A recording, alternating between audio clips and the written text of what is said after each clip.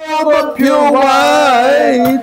I'm feasting on manna from heaven, and that's why I'm happy tonight. One more time, the windows of heaven are open. The blessings are falling tonight. There's joy, joy, joy in my heart, since Jesus made everything right. I gave him my old tattered garments. He gave me a robe of pure white. I'm feasting on manna from heaven, and that's why I'm happy, and that's why I'm happy, and that's why I'm happy tonight.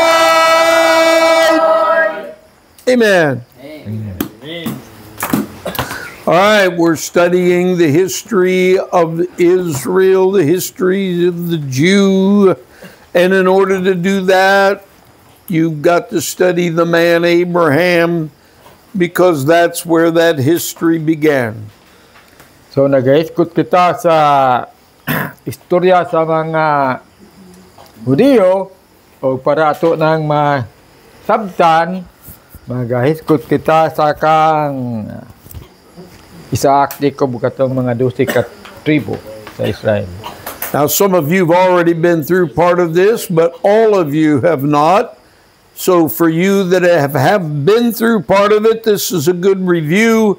And for the others, this will get everybody on the same page on this subject. Kasagaran na nasa inyo nakabalo, ang uban pa nga wala nakabalo, maparehatag mahibawan karon. Pero para sa mga nakabalo, review na lang ninyo.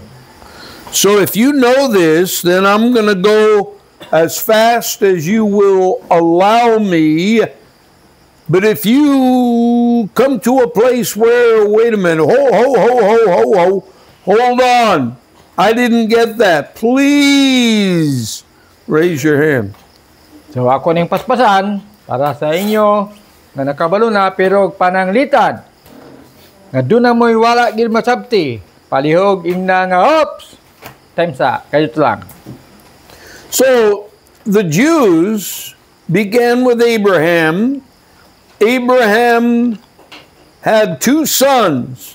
What's the name of the 2 sons, well boy? Correct. Isaac and Jacob.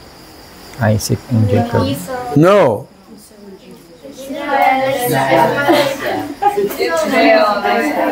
Ishmael and Isaac. Ishmael and Isaac is correct. Okay. Because you see that. Oh, yeah.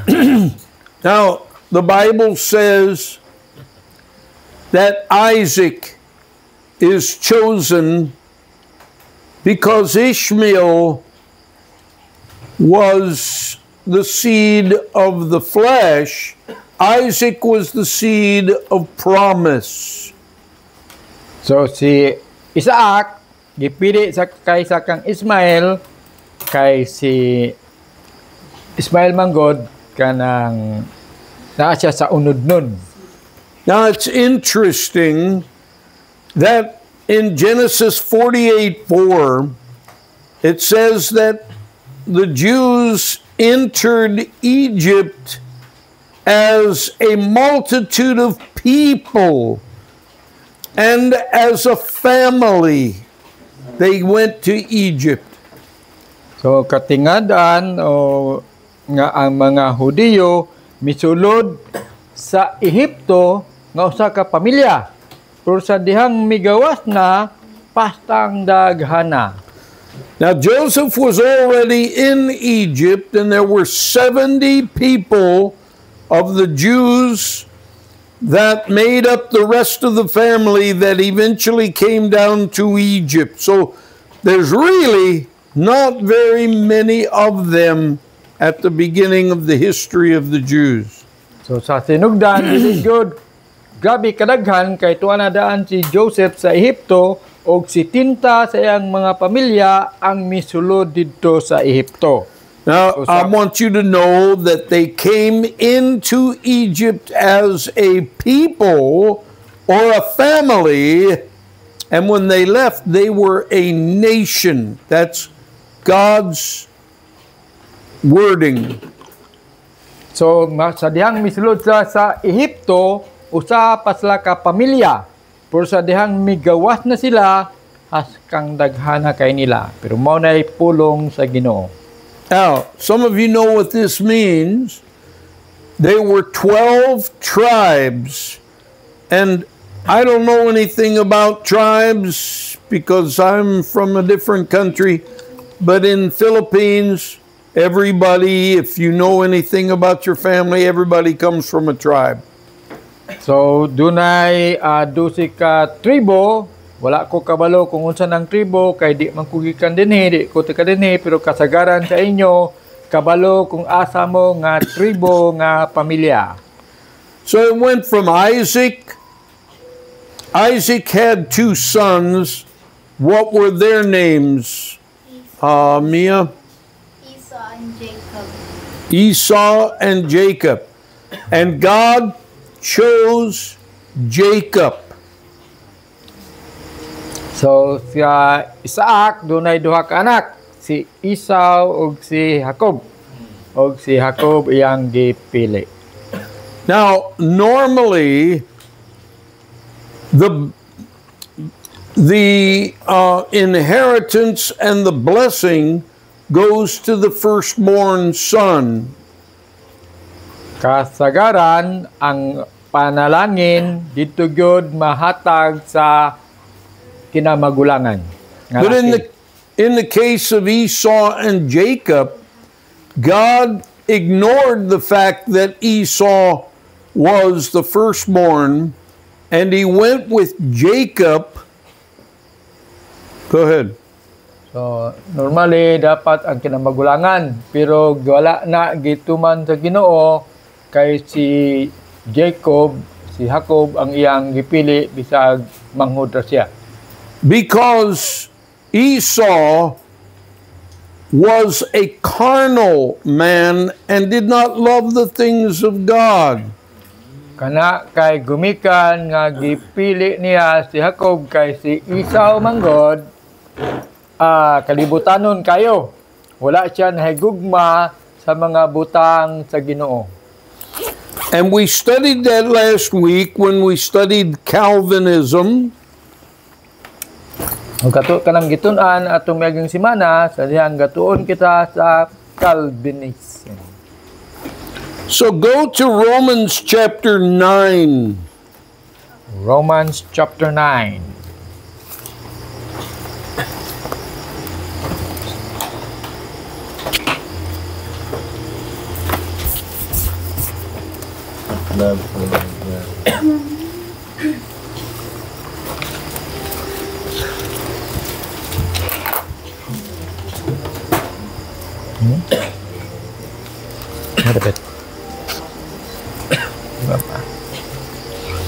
In Romans chapter 9,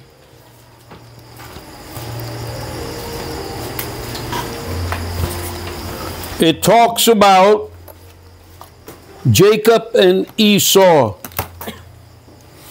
So sa Romans 9 nagahigot kana kang Jacob ug kang Esau.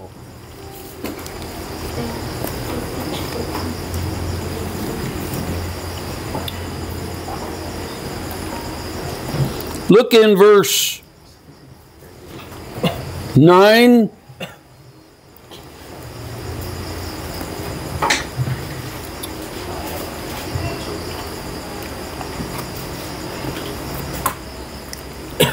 For this is the word of promise.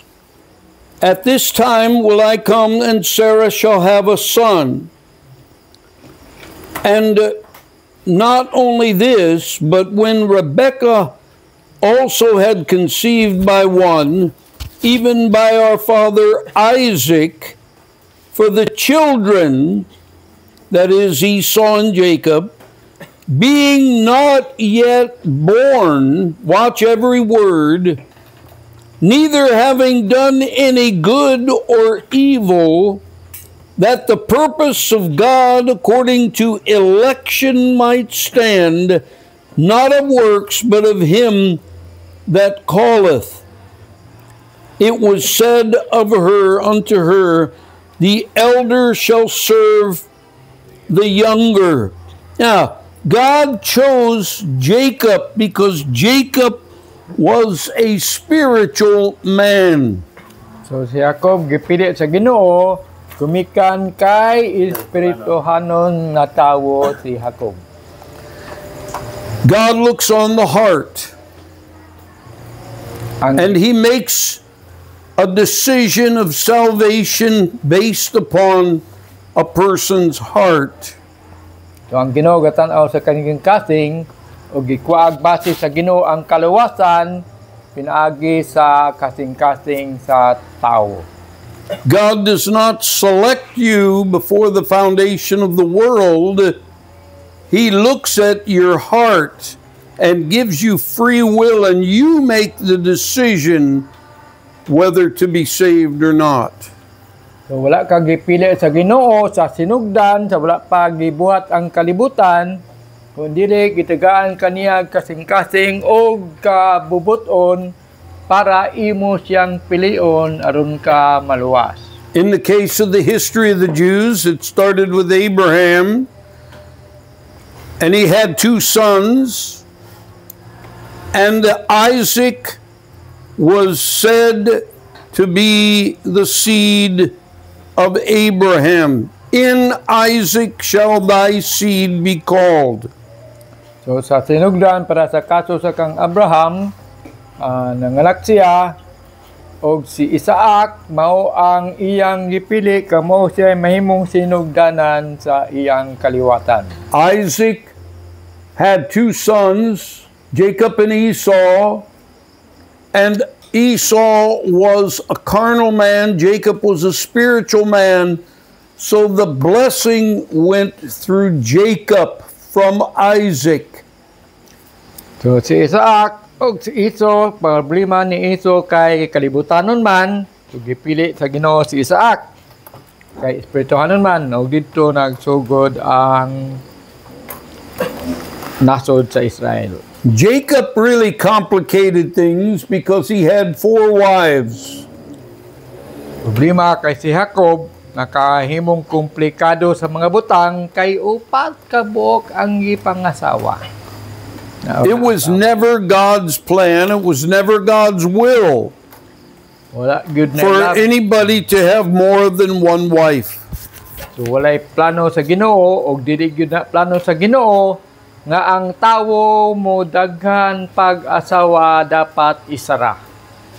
But Jacob had Leah, Rachel, Bilhah, and Zilpah in Genesis chapter 30. So sa Genesis chapter 30, si Jacob dunay upat ka asawa, si Leah, si Rachel, si Bilhah ug si Zilpah. Now, in Genesis 46:3, and he said, I am God, the God of thy father. Fear not to go down into Egypt, for I will there make of thee a great nation. Now, they went down and stayed 400 years. They were slaves. So miadto sa Ehipto ug nahimo silang mga ulipon sulod sa 400 katuig.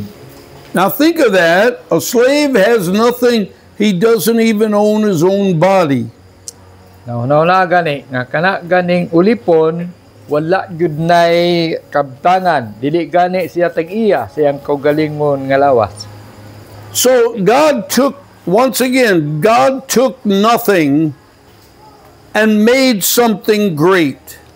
So sa makausapa, ang Ginoo nagkuha gikan sa wala ug naghimo gikan sa wala naghimo og grabe ka katingalahan, grabe ka bantugan nga butang. In the beginning, God took nothing and made all that we have that we can see. So sa sinugdan, ang Ginoo gikan sa wala naghimo og tanang mga butang nga atong makit-an karon. Gikan sa wala. God took a family and made a nation. Only God could do that. So ang Ginoo nagkuha isa ka pamilya o gihimo niyang usa ka nasod. Ang Ginoo ra gyud makapahimo ana. And God took you. Who are you? You're nothing. O gikuha ka sa Ginoo. Ug kinsa ba ka nga pilion sa Ginoo? He can use you to bring people into the kingdom of God and live forever. Gamiton ka sa Ginoo para magkuha og tawo nga iyang dalon sa iyang gingharian ug magpuyo nga magkinabuhi nga walay katapusan. Now the question comes, why Abraham? Ang pangutana mao ni, anong si Abraham ang gyud? What's so special about Abraham? Unsa may naka-espesyal ni Abraham? There is only one thing special about Abraham. Doon na lang gyud usa ka butang nga nakapahimong espesyal ni Abraham. And there's only one thing special about you and me. It's the same thing. Og ikaw pod ug ako naaputay isa ka espesyal nga butang. Palihara na. God, the Bible says Abraham, listen to me, he believed God. Paminaw mo, si Abraham mituo sa Ginoo. He didn't believe in God, he believed God. Big difference. So, wala siya nituo sa mga Ginoo kung dili mituo siya sa Ginoo. Dako ka nagdiferensya. And it's even a bigger difference when you go back and you study the world in Abraham's day. So mas lisod pa gyud hunaon kung imong pagatun-an ang kalibutan sa panahon ni Abraham. And in Abraham's day, listen, every person in the world was an idolater. So sa panahon ni Abraham, ang tanang tao ditong panahon na puro gyud mga daghag mga Ginoo, idolater. They were fanatical idolaters in that they even dedicated their children and sacrificed their children to please the idol.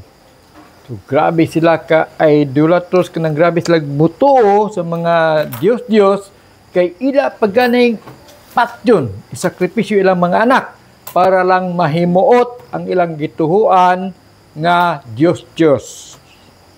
Idol. And in the midst of that, Abraham, without being able to see anything, decided in his heart to believe God. Ug sa tunga niya naa si Abraham. Ug bisan ganig wala siya kakita sa Ginoo, may desider siya nga ang Ginoo ra gyud iyang tuhuan. Maski daghan siyang palibot mga Diyos. How did he know God? Yun sa niya pagkabalos Ginoo. He knew God in his heart. So kaila siya sa Ginoo sa iyang kasing-kasing. Now, we have a Bible. We have the Word of God. And there's something that we can have faith in, the Word of God. So kita kailangan tayo Biblia atong makita, mabasa, so doon na kita'y basihan para ta mutuo sa Ginoo. But in a way, it's the same. Because in our world, there's a lot of people that believe in God. There are very, very few people that believe God. So, parehara gyapon susama sa panahon ni Abraham nga kaning atong kalibutan karon perting daghan na Ginoo. So, parehara. And you have to decide that in the privacy of your heart. So, ikaw ra gyud ang mo desider, ikaw ra gyud ang mo pili gamit ang imong kasing-kasing samtang ikaw nag-inusara. I've never been an idolater, so I don't know from experience. But evidently, it is a lot easier to believe in an idol than it is to believe God without being able to see anything. So wala man ko nakagig unsa nang magsimba og Dios ug gatuo ko nga masayon ang magtuog Dios kaysa motuog Ginoo. And that's exactly why that God requires that we believe Him without an idol. So mabitaw na nga mao na gikuwag base sa Ginoo ug iyang kinahanglan sa ato nga mututa kaniya nga wala Salvation. Pagtuo sa mga Dios. Salvation is a condition of the heart. And you have to decide that you're going to believe God without ever having seen anything. So ang kaluwasan kay kondisyon man sa kasing-kasing gikinahanglan nga imong tuan ang Ginoo sa walay pagtuo sa uban pang mga butang. And when you do that, then the blessings of God begin to flow into your life. So kung imo nang buhaton ang mga panalangin sa Ginoo mo dagayday ug maglumba og puno diha sa imong kinabuhi. And that puts you very far ahead of the people of the world. Og abante ka, labaw pagyud ka sa ubang mga tao sa kalibutan kung imo nang mahimo. Because they're limited to their idol. Kay limitado ra gud sila sa ilang mga Dios. And you're not limited at all. You are part of God when you believe Him. Ya, wala ka malimitahi. Kay apil gug ka sa Ginoo.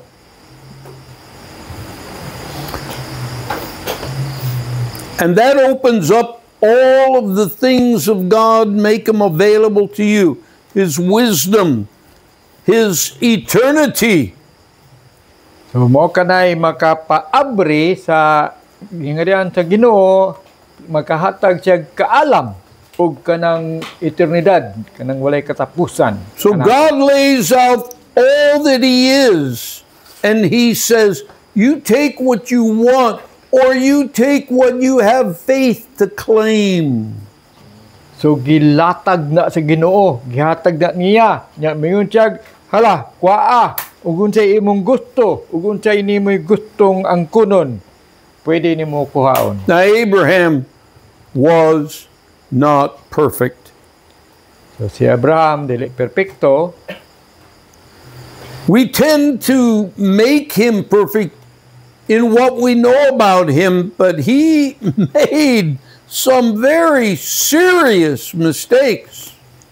So si Abraham katog yung gituan nga perpekto, pero abi ninyo daghag nahimog sayop si Abraham. Really, the only thing he did right was believe God. Ang iya ra yung nahimo nga insakto, maura gyud ang pagtuo sa Ginoo. Now here's the thing. Because he believed God, God made a covenant with Abraham. So gumikan kay si Abraham ang gyud nagatuo magid sa Ginoo, tinud-anay nga pagtuo, so ang Ginoo naghimog pakigsabot kang Abraham, covenant. And God promised some things to Abraham that he did not promise to any other man. That's God's covenant with Abraham. So gisaaran sa Ginoo si Abraham nga wala gyud siya laing gisaaran kundi si Abraham ra gyud. Now God's promises to Abraham were material or physical. So ang gisaad sa Ginoo kang Abraham puro material or lawas nun, physical. And Isaac inherited that, and Jacob inherited that from Isaac. Og nasunod ka na ni Isaac og si Jacob pod iyan ang nasunod gikan kang. Now when we 2025 AD, when we believe God, we enter into a covenant with God. So kita karon 2025 maapil ta, masulod ta sa pakigsabot sa Ginoo. And it's an unconditional covenant. Kung mutuo ka sa Ginoo, ug dili pud na wala pud nay kondisyon nga pakigsabot, covenant. In other words, it doesn't depend on your works.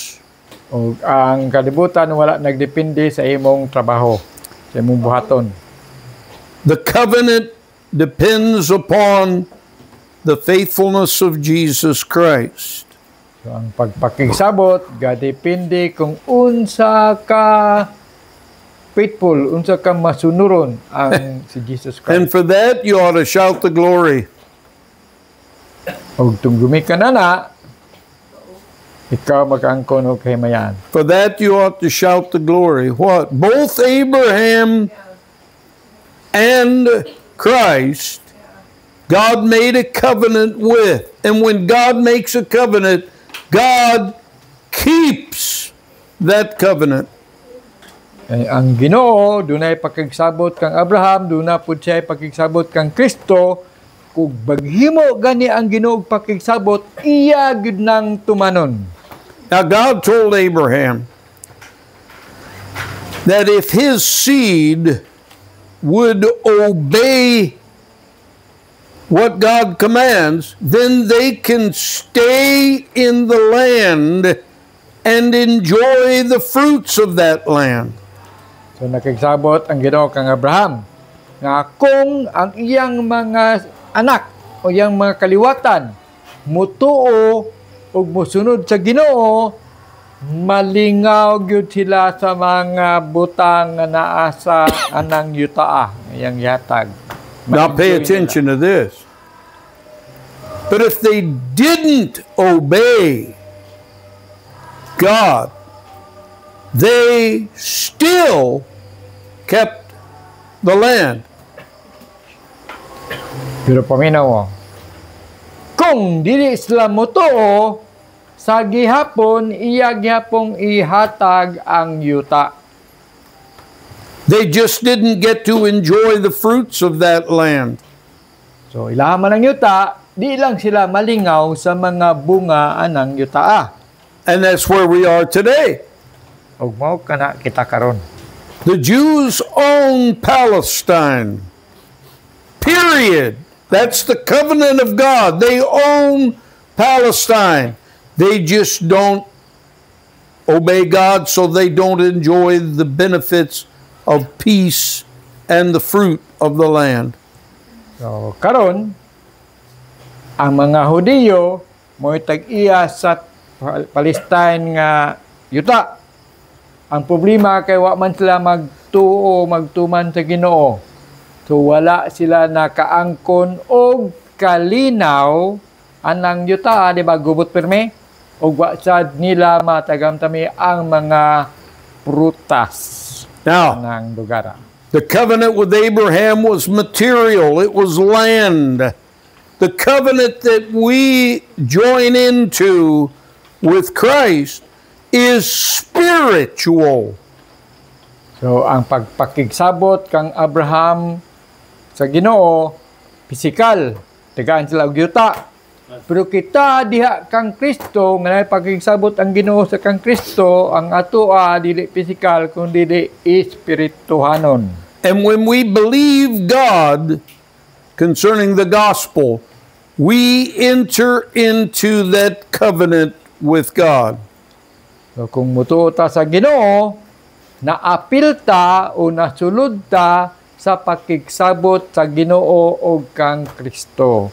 Pilta. And God keeps that covenant with us through Jesus Christ for eternity.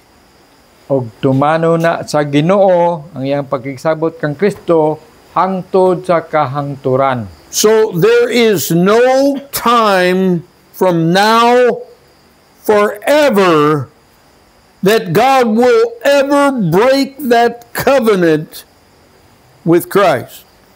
So wala gyud tsansa nga putlon sa Ginoo ang iyang pakigsabot kang Kristo gikan karon hangtod sa So kahangturan. we're citizens of heaven. We can't do anything to change that.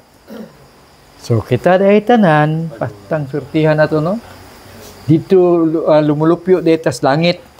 Nya wa gyud kay mahimo ana ngay mo ng putlon.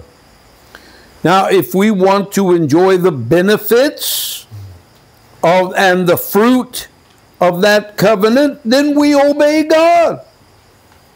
Kung gusto ka mag-enjoy, gusto ka nga makatagamtam sa mga benepisyo anang pakigsabot sa Ginoo kang Kristo, kinahanglan nga mutuman og mo patuo ta unsay sugo sa Ginoo. Just like the seed of Abraham. Pareha sa mga sumusunod kaliwatan ni Abraham. Now, the fruit of being in a covenant with Christ are many things, and they're listed in Ephesians chapter 2, 3, and 4. Ang bunga 1, 2, 3, and 4. Ang bunga sa pakigsabot sa kabinat sa Ginoo naa sa Ephesians. But our fruits are spiritual, not material. God never promised us anything that you can touch on this earth. Pero ang ato ang matagamtaman dili material, kung dili espirituhanon. But you remember in our studies in Genesis that God made things that would last for eternity. Those are the things we inherit in Christ. So kay nag-sigot man ta ganina sa Genesis nga gahimo ang Ginoo butang nga mga walay katapusan, mao to mga butang nga ang atong masunod diha sa If you choose to serve and obey God and live for God, God promises you material things so that you can serve Him. So kung piliun nimo uday ang Ginoo, makatagamtam sad tag panalangin nga material para atong magamit pagsunod nato pagserbisyo sa Ginoo. But if you don't want to serve Him, then God's promise to provide things material, you don't enjoy that. But that doesn't change your covenant in Christ. So mao day na nga kung piliun nimo nga dili ka magserbi mga lagad sa Ginoo, na dili niya ihatag tong mga butang nga material. Pero wala na nagpasabot nga maundang ka nga mahimo kang dito sa langit, lumulupyo sa langit, nagapabilin to, walang ka na enjoy. Di ka makatagamtam. Abraham is not perfect. You are not perfect. So si Abraham di man perpekto, labaw na ka. That's why God made a covenant. Because if the covenant depended on you being perfect, it wouldn't last very long. So, mo day na nga ang Ginoo naghimog pakigsabot nya og ibasin na sa atong pagka-perpekto na di gina magsilbi. Di Now, gina mo dugay. We live in a world surrounded by religion, Catholics, Seventh-day Adventists, Jehovah's Witness, Mormon, and they do not believe in an unconditional covenant. Ang kitagi palibutan tagdaghang mga relihiyon, Mormons, Katoliko, Jehovah's Witness, kana sila wala sila magtuo og pakigsabot nga walay kondisyon sa Ginoo. But that's the only way that you can fully understand our relationship with the Lord is to believe in unconditional everlasting covenant. So para gyud atong masabtan atong relasyon sa Ginoo, maura gyud ang pagtuo nga duna di ay tay walay kondisyon nga pakigsabot sa Ginoo. Now, Abraham's relationship with God actually tells us what the Jewish people will eventually be like, because like father, like son. So, ang kana diyan kang Abraham, pariyara na ang mahitabo sa mga Hudiyo, ang mahitabo sa mga Hudiyo kay para samahan, para po sa anak. It tells us about ourselves as well. So, naghiskot na po ng Yapon sa atong mga kaugalingon. So look in Genesis chapter 12 and let's study Abraham for a couple weeks here. Abraham was not a Jew, but he fathered the people that eventually became Jews. So, si Abraham, sa Genesis 12, ato nang pag-isgutan karong sumusunod pa nga mga semana, si Abraham, abi ninyo, dili na siya Hudiyo. Now, Siya lang ang amahan sa mga Hudiyo. what we're going to study is historically true, but also it applies to us today. So, di lang ka na, kasi ko sa kasulatan, kung dili, ma-apply po na sama sa kanato karong mga panahon na. It also tells us about the tendencies that the Jews have today because of the character or the lack of character of Abraham. So, parihara nga dunay tsansa o tendency dunay tay murag diha ta padulong kay pariha sa kang Abraham ang kahimtangan karon murag pare-parehara nga mahitabo. Now let's read the first weakness of Abraham in Genesis 12:1. And the Lord had said unto Abram, get thee, now listen carefully, here's your instructions, Abe. Get thee out of thy country and from thy kindred and from thy father's house unto a land that I will show thee. Now, that's very plain, very simple, very black and white. So, mao ni ang giistorya sa Ginoo, sayon ra klaro walay tinaguan. Now, let's see if you can see where Abraham obeyed only partly. Now, atong tanawon kung ang gihimo ba ni Abraham ning tuo lang ba siya nga kuan lang, parte lang, dili kinatibukan. Look in verse 5. And Abram took Sarah his wife and Lot his brother's son.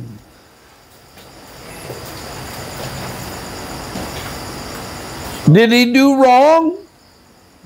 He certainly did. He was told to leave his kindred and his father's house, and he took somebody along. So, dito man ba sa niya ang Ginoo? Wala. Kaya nga naman, ginan siya sa Ginoo nga biyahe imong mga kaliwatan, imong mga parente. So, naaman siya gidala isa. Kani silat, iya biya ning pagbangkon. And when you read that, you know, I can read your minds and your hearts. So, sa inyong pagbasa na, kabalo ko, akong mabasa ang inyong mga kasing-kasing. You tend to say, oh, well, it was Lot. He was a relative. What are you going to do? Just leave him there by himself? So, tingali, makaingon mo nga, siyempre sila, pagkabangkon na niya, alam nga naman, ugi mo na siyang biyaan dito mag-inusara. He was your nephew. Oh, pagbangkon gani. You have an obligation to take care of him. Kaya pag gumangkon man, di kinahanglan, imo gina siyang buhiyo. Now, maybe you never thought of it much, but that's what goes on in most hearts and minds of Christians that read their Bible. So, kasagaran, maugid na ay mga panghuna-huna sa mga Kristohanon nga nagbasa sa Biblia. And that amounts to a partial obedience in behalf of what you think is right and wrong. So, mo ka na hinungdan nga mo na resulta nga nung ang imong pagtuo dili kinatibukan kay mo man goy naabot sa tungno na nga sayo pa na og dili. And every one of us have had decisions to make where we obeyed God partly. So kada isa kanato doon na gyoy himuon nga desisyon kung ato abang tumanon or katunga lang ba atong tumanon sa sugo sa Ginoo. And you justify it. Kunya ato dayon ang tagaag rason, ato din ang tagaag palusot.com. And you make yourself feel good in partial obedience.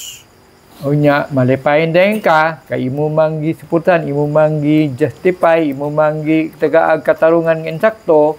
Unya feeling din nimo insakto ka, malipayon. But look, partial obedience is also partial disobedience. So kana ding og suguon ka katunga ra imong tumanon, buot day pasabot ana katunga na nga dili pagtuman, disobedient. Now, if Abraham had prayed about this, I'm sure God would have said, look, I told you exactly what to do. Do it. So kung gampuan pa lang unta ni Abraham, moingon unta nga ang Ginoo nga sultian ta ka kung unsa gyoy angayan nimo buhaton, kung unsa gyoy imong dapat buhaton, so dapat imo nang buhaton. Now, Abraham believed God, and it was counted to him for righteousness. But the first step he takes is only a partial obedience. So si Abraham kay mituo man sa Ginoo, so mao katoy gikuag base sa iyang pagkamatarong. Ang problema kay sadyang gisugo siya sa Ginoo, wa man niya tumana ang kinatibuk-an, wa man niya tumana tanan, katunga ra may iyang gituman. God could have said, okay, that's it. Forget everything. Ang Ginoo ta kay wala man siya nagtuman sa tanan yang gisugo, pwede ron ta mo yung Ginoo na sige, okay, relax diya lang. Diya ra tataman, undang na ta. Actually, no, he couldn't. Because it was a covenant that God made with Abraham. That's important. So, pero di niya mahimo. Kay naghimo na manggod siya pakigsabot sa Ginoo. Sa Ginoo, kang Abraham. Unya, dili man to niya, kay iyang pagkigsabot, himo ka siya pakigsabot, dili na niya pwede, nga di niya tumanon. Mao na nahitabo. And God cannot break an unconditional covenant. So, mao na. That's so important right there. So, mao na hinungdan nga dili niya maputol ang iyang pagkigsabot kang Abraham kay iya manggud nang tumanon once siya mo ingon maghimo siya pagkigsabot. I was debating a Seventh-day Adventist, and I used this for an argument for eternal security. And he just looked me straight in the eye and he said, there's no such thing as an unconditional covenant. So, nakigdebate ko og Sabadista, nya ako ning gikuwag base ni atong istoryahan karon, pero gitan-aw lang ko sa Sabadista sa akong mataga tinutok kay ming duha, ingon dayon siya nga wala gyud na imong gipamulong-pulong, wa gyud na sa Biblia. So, buot pasabot wa gito gabasa. But the opposite is true. And that's why we believe in eternal security. That's how important it is. So, wala gyud di ay kinabuhing walay katapusan ning mga Sabadista. Kadi man mo to. Now notice that with Abraham, when he partially obeyed and partially disobeyed, that God did not break the covenant. Na bantay gani ninyo. Na si Abraham, di ba katunga ray iyang gituman? Katunga pud wala niya tumana, may gani kay wala gyud putla sa Ginoo ang iyang pakigsabot. Abraham. But the Catholic Church doesn't believe that either. So they look at the Jews far in the future and they say that because they rejected their Messiah, that God broke the covenant and gave it to those that believe the Messiah. So ang mga Katoliko nagtuo po na pero ilang gitanaw ang dito sa unahan nga ilang nakita nga giwala dawata nila ang Mesiyas. So gatuo din sila nga giundangan sa Ginoo ang iyang pakigsabot sa mga Hudiyo. The Muslims also don't believe that. So they fight over who owns the land because they don't believe in the unconditional covenant. So ang mga Muslim po, kadi man pud mo tuo sa unconditional nga pakigsabot sa Ginoo sa Abraham na ilugo nila ang yuta. And the Catholics Angkon. made 9 crusades, trips where they took armies from Italy, crossed the mountains, the Alps in Europe, went to Israel, fought and killed and pillaged on the way because they didn't believe in an unconditional covenant. Ang mga Katoliko kasiyam misulong dito sa Israel ning agi dito sa mga Romans nga mga bukid ug ilang gi sakop, ilang gi conquer ang Israel ug ilang gi panguha ditong mga butang nila unsa ilang matikti kay di lagi sila motuo nga dunay pakigsabot ang Ginoo sa mga taga Hudiyo sa kang Abraham. That's what the Crusades in the Middle Ages, Dark Ages, that's what those crusades were all about. And millions of people were murdered in those 9 crusades simply because the Catholics don't believe in an unconditional covenant. So mao katoy hinungdan nga milyones ang nangamatay sa kasiyam nga pagsulong sa mga Katoliko gumikan lang gyud kay di sila motuo nga duna di ay walay kondisyon nga pakigsabot ang Ginoo kang Abraham hangtod sa kaliwatan niya nga mao ang mga Israelita. If God broke his covenant with the Jews because they rejected the Messiah, God should have broken the covenant with Abraham when he partially obeyed. So kung giputol pa lang sa Ginoo ang iyahang pakigsabot, dapat aturon tang pang Abraham pa. Nga wala tumanan ni Abraham ang tanan niyang gisugo. Now, Abraham's not a bad man. So si Abraham dili daw tan nga tawo. But he's not perfect. O di po siya perfecto. You may not be a bad person, but you're not perfect. O tingali ikaw di pug ka daw tan nga tawo, pero di pug ka perfecto. Abraham disobeyed God. You're going to disobey God. So si Abraham wala man mutuman sa Ginoo, ikaw pod pwede po ka di mutuman sa Ginoo. So God made a covenant where the covenant didn't matter on what Abraham did or didn't do.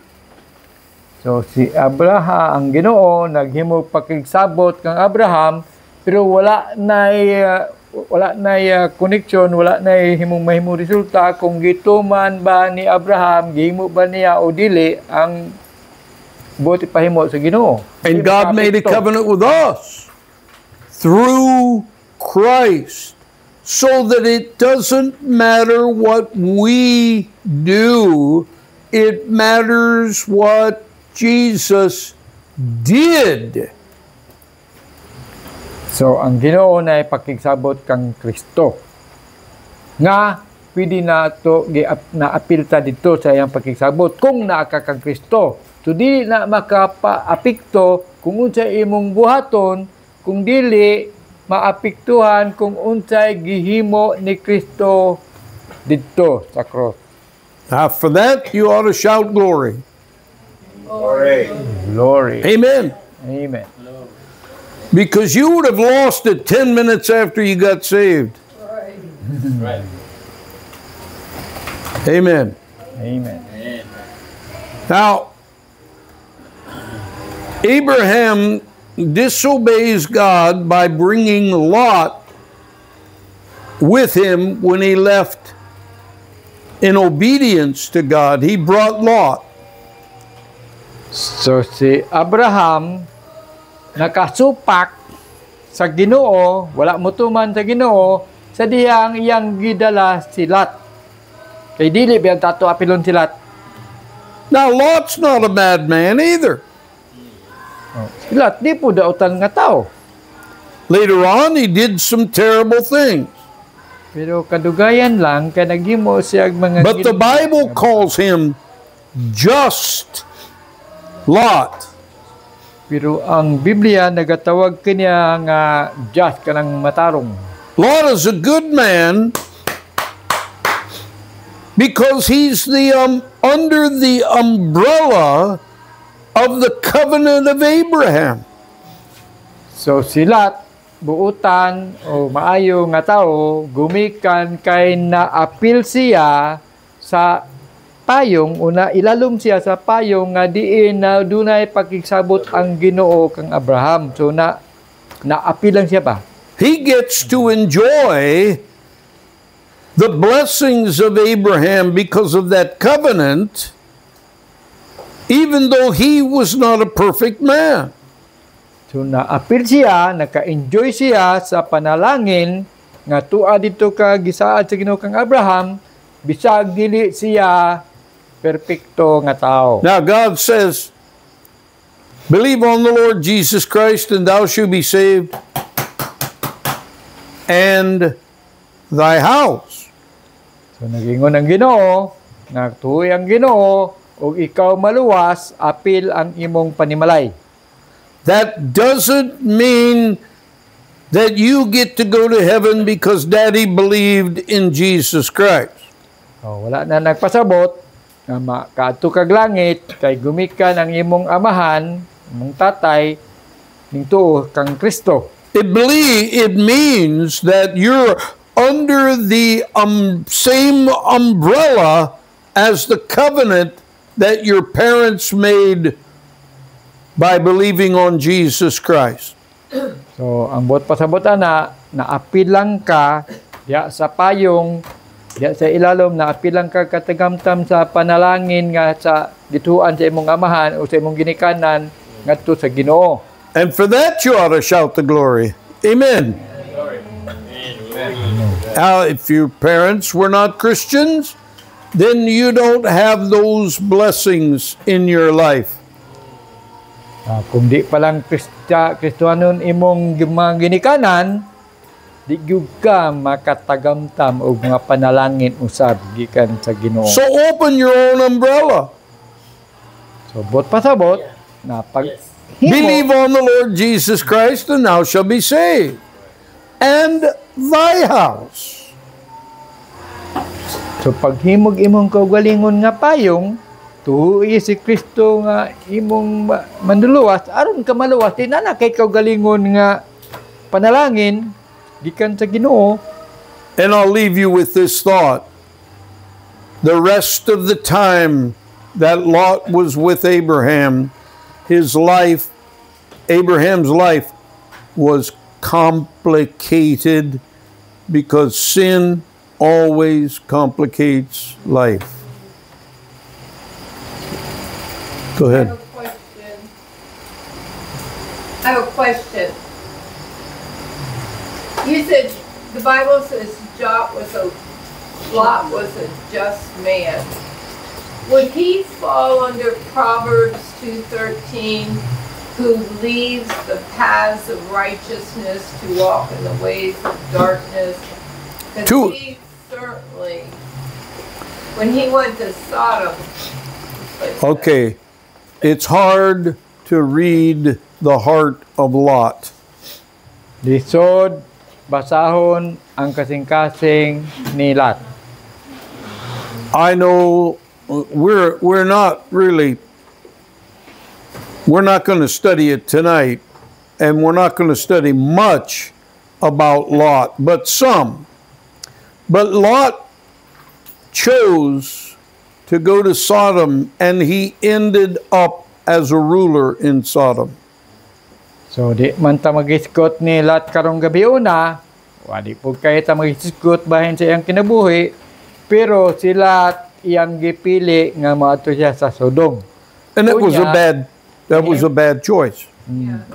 Pero nahimo siya ditong ruler. So nahimo siyang murag kapitan. And it complicated Abraham's life because he went to Sodom. Nya nakakomplikar sa kinabuhi ni Abraham kay because sin always complicates life. Miadtuan siya sa Sodom, unya kay ang sala makakomplikar man sa kinabuhi. And the sins that he committed with his daughters, I'm not saying they were right, but it's hard to judge his heart. I'm not saying they were right, but it's hard to judge his heart because they got him drunk. Wala ko magsulti nga dito insakto, pero gihubog man gud siya yung mga anak. Nobody can actually judge that if he was in his right mind, he would have chosen that. So wala gyud makaingon nga kung naa pa lang siya sa insakto nga panghuna-una, insakto to yang gibuhat. Bad deal, but it's hard to make a judgment call on Lot. But he was under that umbrella of the covenant of Abraham. So lisod man to nimo kanang justisya imong i-judge, pero na-appeal gyapon siya sa payong sa panalangin ni Abraham. And he benefited because of the faith of Abraham. Og nakati siya sa mga panalangin ni Abraham. Okay. That's right. Brother Riz, dismiss us in prayer if you would. Mag-ampo ta, salamat kay Ginoo karon nga kagabion. Salamat Lord nga dunad ay kami naapilay kami sa imong pakigsabot sa kang Kristo. O ginaot Ginoo nga ang matag usa dinhi maghimog iyang kaugalingon nga payong o kita nga makadirekta og mga panalangin pinaagi sa atong pagtuo ug pagdawat sa Ginoo nga atong manluluwas. So sigurohon nato nga matag usa ka nato luwas atong tuoan si Kristo nga maoy magdala ka nato dito sa langit. Salamat, maayong gabi Lord, ug ubani kami sa tanang manguli karon.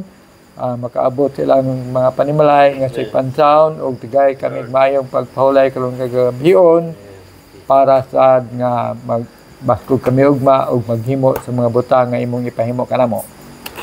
Total obedience. Salamat Lord. Mo kang giday kasamatan sa ngalan ni Jesus. Amen. Amen. Amen.